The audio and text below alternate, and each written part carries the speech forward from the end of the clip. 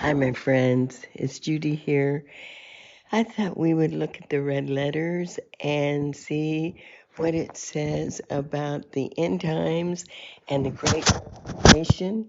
And so I hope you enjoy the red letters and what Jesus said. Matthew 24, 2 through 29. Do you see all these things? He asked. I tell you the truth, not one stone here will be left on another. Every one will be thrown down. As Jesus was sitting on the Mount of Olives, the disciples came to him privately. Tell us, they said, when will this happen, and what will be the sign of your coming and of the end of the age? And Jesus answered, You watch out that no one deceive you, for many will come in my name, claiming I am the Christ, and will deceive many. And then you will hear of wars and rumors of wars, but you see to it that you are not alarmed, because such things must happen, but the end is still to come. Nation is going to rise against nation, and kingdom against kingdom, and there will be famines and earthquakes in various places, and all these are just the beginning of birth pains. And then you will be handed over, and you're going to be persecuted and put to death. And then you will be hated by all nations because of me. And at that time, many will turn away from the faith, and they're going to betray and hate each other.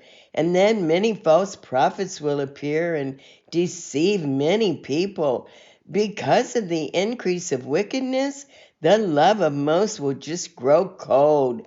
But he who stands firm to the end, then he will be saved. And this gospel of the kingdom, it will be preached in the whole world as a testimony to all the nations, and then the end will come. So when you see standing in the holy place the abomination that causes desolation spoken of through the prophet Daniel, let the reader understand, and then let those who are in Judea flee to the mountains, and let no one on the roof of his house go down to take anything out of the house, and let no one in the field go back and get his cloak. How dreadful it will be in those days for pregnant women and nursing mothers. You pray that your flight will not take place in winter or on the Sabbath, for then there will be great distress, unequaled from the beginning of the world until now, and never to be equaled again.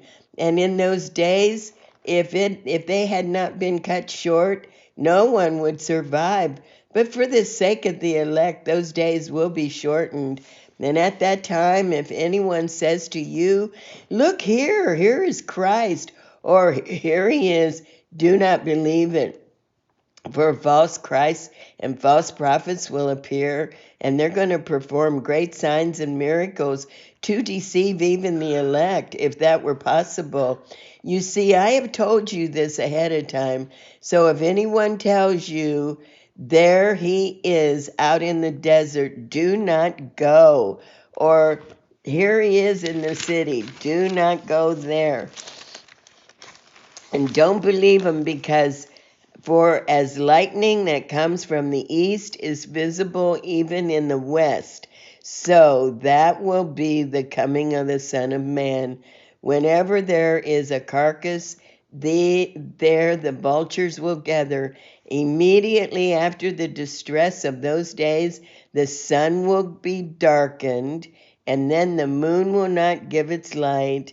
The stars will fall from the sky, and the heavenly bodies will be shaken.